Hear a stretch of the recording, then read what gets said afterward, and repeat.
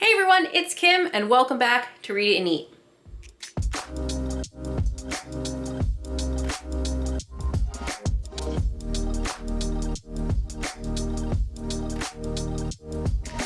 Welcome back to Read It and Eat. It is time for my favorite time of the year. It is time for Nonfiction November. So if you don't know Nonfiction November, it is a month-long celebration where we encourage everyone to pick up a nonfiction book. Now this is completely one of my favorite reading times of the year because I predominantly read nonfiction in the food space. This is ran by Olive over at her channel, A Book Olive, along with her team of help and volunteers. It's been around since 2015. I will link to Olive's video down below, but the four themes for this year's Nonfiction November are web, capital, fraud, and display. And I am here to bring you some foodie recommendations for Nonfiction November. So first, starting with fraud, there are quite a few different ways that you can approach fraud in the food space. There are a couple different well-known, notorious spaces in the food world for fraud, essentially. One would be wine. When I think of a book like The $1 Billion Vinegar, which was supposed to be one of the oldest bottles of wine. Another would be the truffle world. I recommend a book like The Truffle Hound by Rowan Jacobson. There's also a couple other books on truffle that I've reviewed on my channel, which is another space of high fraud and espionage. Another space would also be a third area of fraud or industries that are known for fraud would be the olive oil industry as well. I've reviewed books like that on my channel, and I have a couple recommendations down below. The books that I recommend for this year that I'm going to, at least one of these I'm going to try and read for Nonfiction November. One would be Salmon Wars, the dark underbelly of our favorite fish. I also saw a book bully, who I will also link down below, is also reading this book for Nonfiction November. So I've had it on my shelves.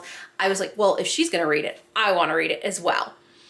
So this is a deep dive into the damage caused by the current fish farming habits and practices around salmon, which is supposed to be, what does it mean to be sustainably farmed? Is it actually as good for us as we think it is and good for the environment? Other areas of fraud within the food space that you can think about are things like ingredient listings, whether it's the organic movement or really understanding how flavors and ingredients are put into your food. Two recommendations in this space: The Dorito Effect, the surprising truth about flavor and food by Mark Schatzker, excuse me. It's a hard one to say. This book has been around for a couple of years, but it really talks about flavor and what is added to make our food delicious. Have you ever wondered why those perfect red tomatoes from the restaurant taste like tap water? And did a simple roast chicken always require half a pound of seasoning? There's no illusion, the flavor of food is changing, and it's been changing for more than half a century. Tomatoes, chicken, strawberries, everything we grow is bigger and cheaper, but it's blander than ever. At the same time, technology now lets us produce in the lab the very flavors that we have lost on the farm. And that is the result of how we've utterly transformed about how we eat. So this is a great way to look at food. I work in food, so I know what an artificial flavor is, what a natural flavor is, and how that impacts what you eat. But I think it's a great book to pick up if you're new to the space. You really want to know what all those ingredients maybe on the back of that ingredient deck really mean. And if you want to do a deep dive into a specific ingredient, you could read the book Salt War, the battle over the biggest killer in the American diet. Now this I take from the world of fraudulent in terms of, think about all those diet trends and health scares that maybe our parents grew up with or we grew up with, that low fat is the way to go, low carb is the way to go, serving sizes, what is too much salt, what is too little salt. All of that can be considered a world of fraud because the research is often backed by different politicians or different organizing parties. Let's think about the You Got Milk campaign, Got Milk. That was pushed and marketed heavily by the American Dairy Association. So is milk bad for us? Not necessarily. Was it as important as it needed to be? Also not necessarily. So there's a level of fraud in everything that even the FDA and the USDA tells us to eat because it's pushed and backed by interests and lobbyists. So again, salt wars, excuse me. It has been estimated that excess sodium in the American diet causes as many as 100,000 deaths and many billions of dollars in in avoidable healthcare costs each year. And yet salt is everywhere in our diets, in packaged foods, fast foods, and especially meals at table service restaurants. Why hasn't salt received the same sort of public attention and regulatory action that sugar and fat have? In Salt Wars, Michael Jacobson explains how the American food industry and a small group of scientists have successfully fought government efforts to reduce dangerous levels of sodium in our food. So these again are just 3 recommendations on what you could do under the fraud section of Nonfiction November, along with some of those other books that I mentioned or topics I mentioned. I'll list down below. Again, those other areas you could look at for fraud would be the truffle industry, the wine industry, and olive oil specifically. Theme number 2 of Nonfiction November is capital. Capital I interpret as industries and revenue. So I have a kind of, we can look at the spectrum of different ways to look at capital. One is food or war, and this is all about food concerns of people in our everyday lives, and it's our current food system is not sustainable. Why is it not sustainable? Mass industrialization, mass factory farms. That is one way to look at capital. Food is a global business at this point. So this is one way to look at the dark side of that. But I realized that the first couple books I've talked to you about are a little bit of a dreary thing. So maybe you want to look at a specific industry, that the capital, the revenue of a specific industry. How about the billion-dollar fish, the untold story of the Alaskan pollock? So I find that I have a lot of fish industry books this year, but if you're eating fish, you don't know what kind it is, it's most likely an Alaskan pollock. Prized for its generic fish taste, pollock masquerades as crab meat in California rolls and seafood salads, and it feeds millions of fish sticks in school cafeterias and the Filet-O-Fish of McDonald's. So capital, a specific billion-dollar industry. Here's an example. Try learning about the Alaskan pollock. Another way to look at capital is the tomato industry. This book is The $64 Tomato, How One Man Nearly Lost His Sanity, Spent a Fortune, and Endured an Existential Crisis for the Quest of a Perfect Garden. This is by William Alexander. This is the simple dream of a man wanting to have a vegetable garden. And then he, over the years, tries to figure out why a 6,000 volt wire doesn't deter deer but nearly kills his tree surgeon. And it's just, he decides for fun to calculate the cost to grow one of his most beloved Brandywine tomatoes. He comes up with the staggering price of $64. But as gardener knows, you can't put a price on the rewards of homegrown produce. But is it? But is it though? Have you ever thought about why you're paying $1.99 for an organic tomato or 99 cents for a standard tomato at the grocery store? This book will take the homeowner version of learning what it costs to make food in this country. So we've got global food systems and capital and how it's an industry. You've got a specific food industry with the Alaskan pollock. You've got the home approach of growing your own tomato and capital involved in that and being a gardener. Now, maybe you want to look at capital and look at just a couple of, like, a different type of industry within food is the fast food industry. This is Fast Food, The Good, the Bad, and the Hungry by Andrew F. Smith. This has been around for probably a good decade now. He also wrote Hamburger, A Global History, which I do own.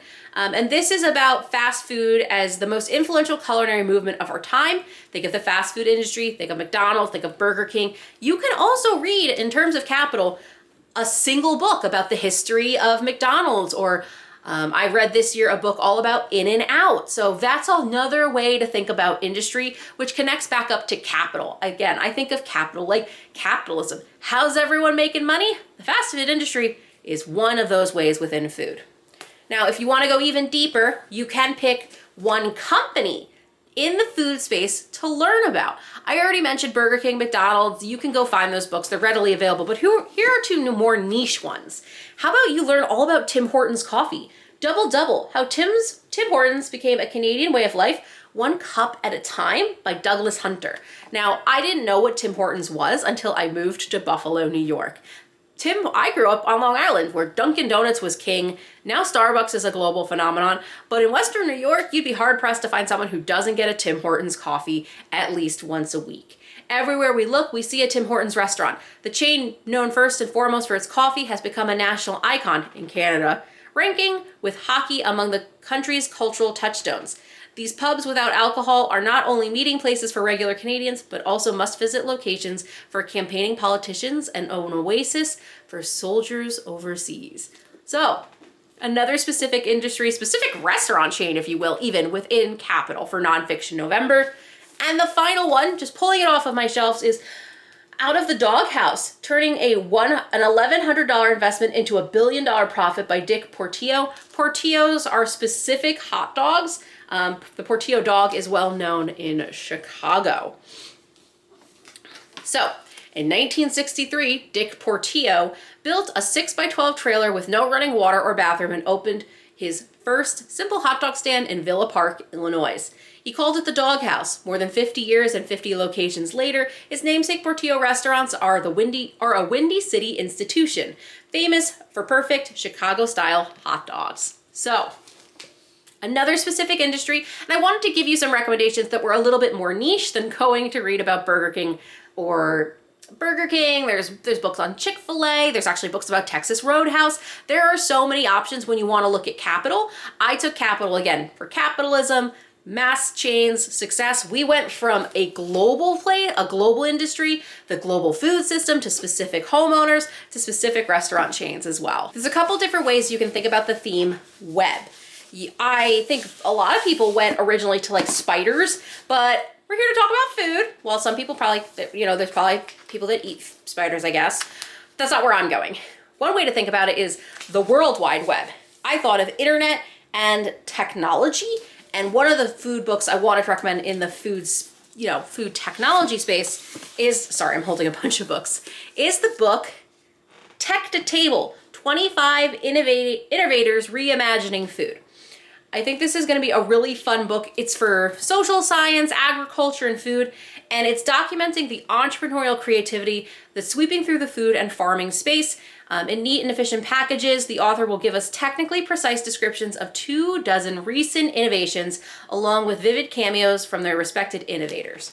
I think this is super cool. I think food tech is a really important space. You can think about lab-grown meat that's emerging in the market right now. How is technology and the World Wide Web, if you will, and ideas going to change the way food looks on the plate?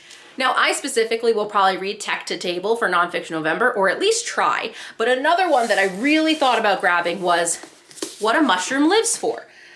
This is matsutake mushrooms and the worlds that they make. Now, I've read a couple books about mushrooms at this point, and the mycelium underneath that lives underground is connected through a web-like network. They host and share resources from the environment around them, often pulling energy and nutrients from trees, roots, leaves, and the underbrush. I think this is a really cool way to think about the web. I think spider web might be above ground, but what is the web of nutrients and food ecosystems that exists underground? This came out last year, and it's by Michael J. Hathaway. Ping-ponging back to technology a little bit, I want to talk about another book you could read, The Blue Revolution, Hunting, Harvesting, and Farming Seafood in the Information Age. So, there are some downsides to having such smart technology. Now fish trawlers know exactly how to hunt for a school of fish and swoop them up. But what does that mean for our impact on the environment? The Blue Revolution will talk about that.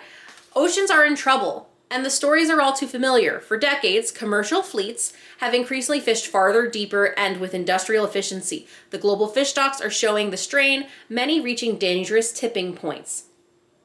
But in an unexpected twist, older fishing fleets are being replaced, not by faster boats and bigger nets, but by smart digital tools that control wild harvests and increase farm seafood carefully, equitably, and sustainably, and just in time. So this is a way where we've identified a problem with using too much technology. And now there's a revolution of people fighting back to preserve our oceans and our fish farming practices. So this is another way to look at web, information web. A few more in terms of web and global. This is a brand new October 2023 release, Endangered Eating by Sarah Lohman. Sarah Lohman gives readers a new and profound lens through which to view the past, present, and future of food in America. So there's going to be a couple different endangered items that they're going to be talking about. America's vanishing food specifically. Apple is at the top of this list. And I think that's a different way of the web or domino effect of how everything is connected together, from the seed to the farmer to the grocery store. This is another way to think about the web. A few more. When I think of web, you can also think of connectivity. I think of it from a local community sense. So 2 books to talk about. The $16 Taco, Contested Geographics of Food, Ethnicity, and Gentrification by Pascal Josart Marcelli. This is the impact of having discovered the flavors of barbacoa, bibimbap, banh mi, sambusas, and pupusas. White middle-class eaters are increasingly venturing into historically segregated neighborhoods in the search of authentic eateries run by and for immigrants and people of color. Fueled by media attention and capitalized on by developers, this interest in ethnic food and places contributes to gentrification, and the very people who produce these vibrant foodscapes are increasingly excluded from them. So this might be the negative side of community and gentrification, but you can also look at it from gastronativism. This is by Fabio Parasicoli. This was actually shortlisted on the James Beard Awards this year for writing. In this, Fabio identifies and defines the phenomenon of gastronativism, the ideological use of food to advance ideas of who belongs to a community and who does not. As globalization and neoliberalism have transformed food systems, people have responded by seeking to return to their roots. Many have embraced local ingredients and the notions of cultural heritage, but this impulse can play into the hands of nationalist and xenophobic political projects. Such movements draw on the strong emotions connected to eating to stoke resentment and contempt for other people and cultures. However, pride in culinary traditions can also be channeled into healthier directions, empowering participants in inclusive initiatives to advance and justify sustainability. So this is a very different way to look at the web. This could be the good and the bad of communities that can grow larger outside of neighborhood blocks, communities, cities, and so on. It's another way to look at web, specifically in the food lens. In this web, oh God, there's so many good ones. There's Tech to Table, What Mushrooms Live For, but I really also want to maybe get to gastronativism. I'm going to end up having a list of like 10 books and probably only going to be able to read 4 in November with the bookstore opening, but I'll give you my short list at the end of the video. The final prompt for nonfiction November is display. Now, display is a really interesting one because you can think of food on display, food on the plate. Do you want to read about a specific restaurant perhaps, or maybe a specific chef? Then go in the world of chef memoirs if you want, or go in the world of a specific restaurant. I think of something like Nobu. It may be really interesting to read a whole book on Nobu as a famous restaurant, or 11 Park Madison, for example. So let me go get that stack for you. So I actually didn't have a lot of memoirs to pick on this list, which surprised me for these prompts. I don't know, I struggled a little bit to find a way to make that work, but on display, you can also read, I did say memoirs. So maybe you wanna read a memoir by Grace Den. This is called Hunger. And she is a famous food writer, food critic. And if you wanna see on display, maybe it's their works on display. So maybe you wanna read from a food writer. You could read maybe, I read last month Chewing the Fat, and that was all a couple of writing essays and prompts from a specific author. Maybe you want to read one of Simon Majumdar's books. Eat My Globe is the one that I think of first, is his first one that put him on the map. Or you could read Grace Dent, and it's all about her measurements, her memories of food, and I think it puts her talent for writing on display. Maybe you want to look at an entire industry on display. So you could pick up a book like Coffeeland. This is the epic story of how coffee connected and divided the modern world. It's a great book I've had on my shelves for a while. I honestly haven't read it yet, but that's a whole industry on display. Or maybe you want to read about national dishes. And this is a book I'm really excited to recommend. I struggled with this one probably more than the others, and I'm not quite sure why, but National Display came out about 2 months ago, and this is National Dish, Around the World in Search of Food, History, and the Meaning of Home by Anja van Bremzen. Now this is a great way, a national dish from each country on display. So there's 9 to look at. Ramen, pizza, mole, tapas, pot au feu, borscht, pasta au pomodoro, rice, and meze. And I think that's a really great way to think of display. National pride and national cuisines. It's all about culinary traditions are what connect us through good times and hard times, and when we gather together and when we feel far apart. Across the captivating pages of National Dish, Anya shows us the power of a humble plate of food that will tell you a story, build a bridge, heal a wound, and tell us where we're going and where we are coming from. I think this is a great prompt for display and national pride. Think about how much your own city might have its own cuisine or dish that they take pride in. In Buffalo, it's the chicken wing. We claim that as ours. We are the founders of the chicken wing. Also, we claim things like Tim Hortons or sponge candy. Versus maybe if you're from New York City, you're gonna claim New York City as maybe not your national dish, but your city dish for sure. Okay. I have way too many books. I know myself with the bookstore opening, I'm probably not gonna be able to read all of these for Nonfiction November, but here's my short list for you. For display, I think National Dish is gonna be the way to go for me. I've been really excited to read that one. For web, Gastronativism is gonna be my pick, with a close second going to be Eating Endangered. I can see my camera warning me that it's too hot, and I guess I took too long. For web, I think I'm gonna do Tech to Table. And for fraud, I'm gonna pick up Salmon Wars. So I managed to get it down to 5 potential books in Nonfiction November. Let me know in the comments below, are you participating in Nonfiction November? Remember, the goal is just to pick up 1 book. And the themes, they're just guidelines. You don't have to do them, but I would love to hear what you think of my recommendations, my short list. Are you participating? Please don't forget to hit like and subscribe, and I'll see you in the next video. Bye.